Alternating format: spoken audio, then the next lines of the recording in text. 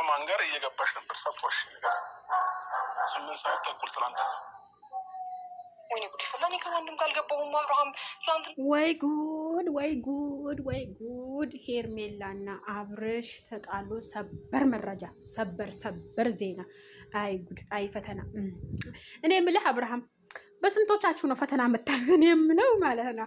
አብርሽ ትናንትና ማታ 8 ሰዓት ተኩል ከማን ወንድ ጋር ነው ስትገቢ ያየሽ ብሎ ሲጠይቃት ወይኔ ጉዴ እኔ ከማንም ጋር አላየኝም ምናምን ብላ ለጓደኛዋ ያዘችው።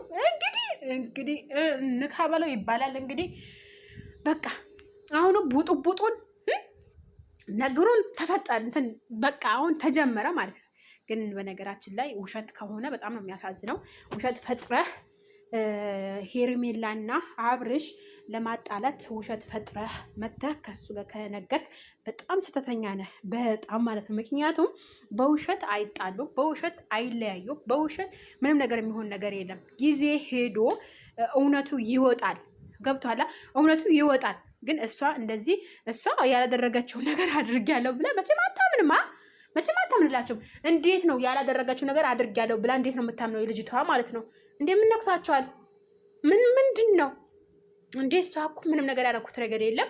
ትላንትና ማታ ቀን ስራ ቦታ እንደሆንኩ ነው እንጂ የማውቀው እኔ የማውቀው ነገር የለም ብላ ይኸው ፊት ለፊታቸው ላይ እየተናገረች ነው ያሉት ማለት ነው። ወይ አርገብጋቢ አሁን አርገብጋቢ ማለት ነው። በነገራችን ላይ እኛ ማለት ነው አብርሃም ሩታ የሩታ ወንድሞች የሩታ ቤተሰቦች የአብርሃም ወንድሞች ሄርሜላ እስከምትለቅ ነው ቪዲዮ የምንጠብቀው ማለት ነው። አንድ ነገር እንድትለቅ ነው የምንፈልገው። አንዳንድ ነገር ወይኔ እንዴት እንደምታካብሩት ነገር። ቀስ ተረጋጉ። ባልጋ ውረዱ፣ መሬት ውረዱ፣ ረጋ በሉ። እሺ ረጋ በሉ።